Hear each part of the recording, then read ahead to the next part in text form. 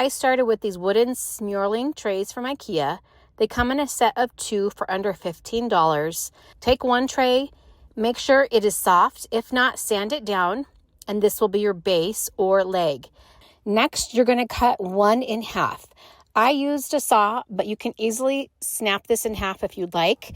Add a generous beating of strong wood glue or all-purpose construction adhesive along the edge.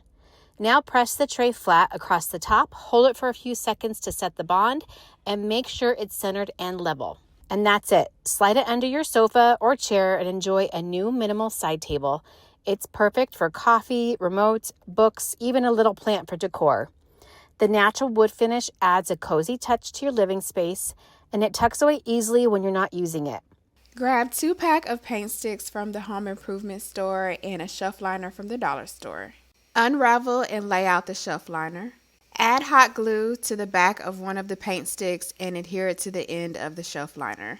Trim and cut the end of the shelf liner where you want the armrest table to stop and adhere the last paint stick. Then trim off the other end of the shelf liner. And now you have a stylish and functional bendable sofa armrest to use for drinks or snacks that can contour to any sized armrest. For today's project, we're going to head down to our local Michael's.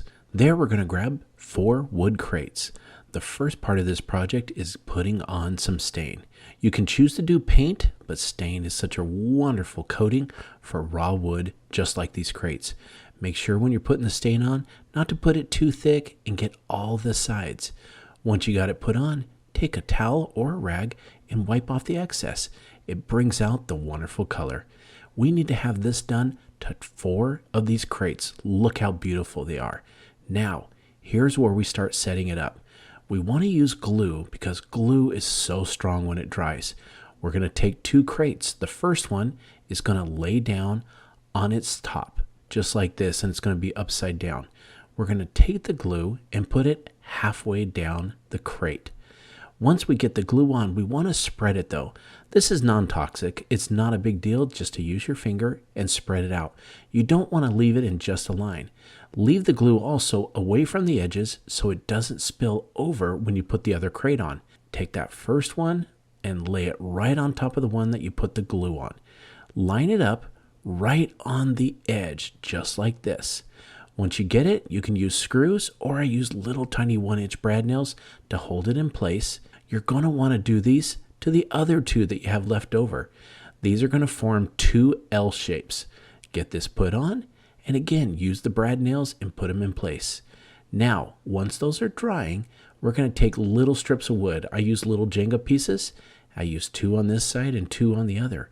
We're going to set those down from the top of the crate and glue those on just right there along the edge. That makes it a great straight line. Now it's time to join the 2 L's together. So you're going to take the top part of this L and lay out the glue.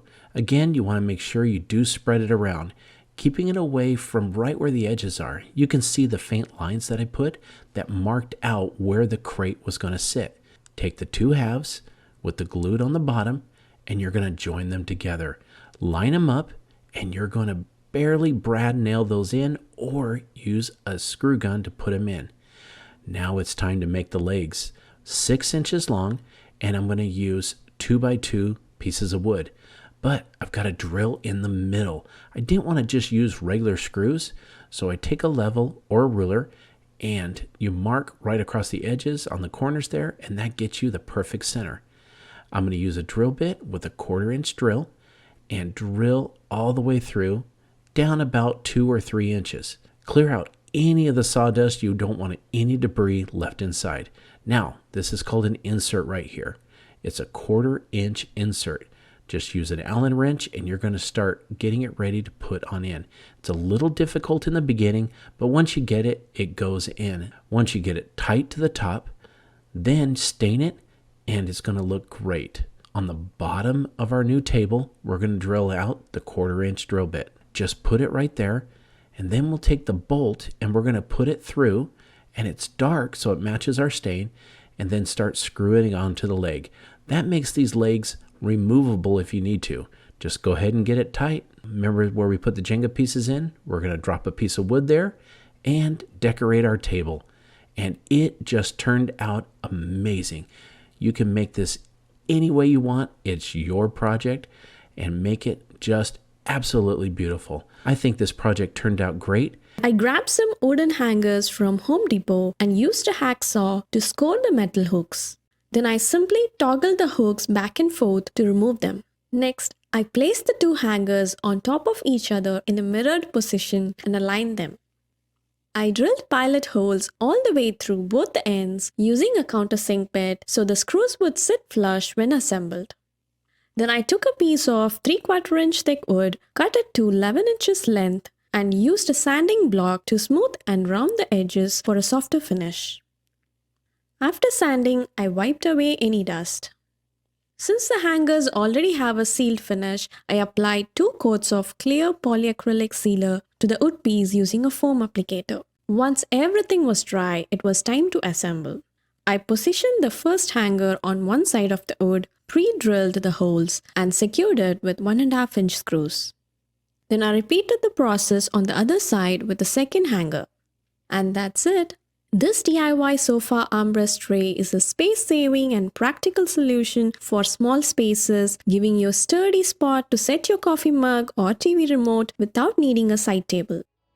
The next time you're at the dollar store, grab some of these extra large craft sticks. They're perfect for this project. To make the sticks extra durable, I'm going to glue 2 of them together. I want to make little sets.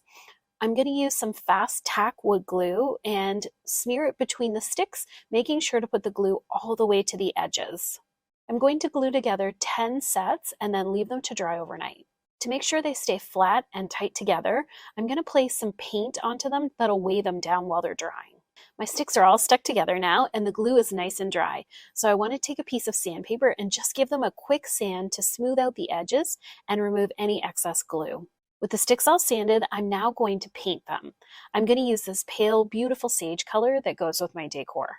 I'm going to go ahead and finish sanding and painting the rest of the sticks, and then we can move on to the next step. Now that all of my sticks are ready to go, it's time to add the ribbon that's going to hold them all together.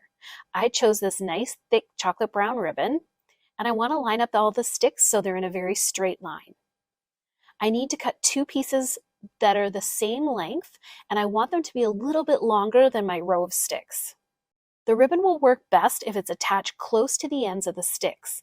It can be held in place with a generous amount of hot glue on each stick. You want to make sure that the glue goes right to the edges and all over each of the sticks. Once the ribbons are attached, to make the ends of the ribbons look a little better, I'm going to fold it in half and then trim each piece at an angle. That'll make a nice little finish to the ends. Now that my flexible armrest is put together, I want to finish it off with a little stencil. The stencil is easy to keep in place with a few pieces of painter's tape. I'm going to use some chocolate brown paint that goes with the ribbon to stencil this onto my tray. The less paint you use, the crisper the lines of your stencil will be. This flexible armrest is so handy and can be used in a couple of different ways. I hope this has inspired you to make one yourself. Thank you so much for watching Home Talk, and I'll see you next time.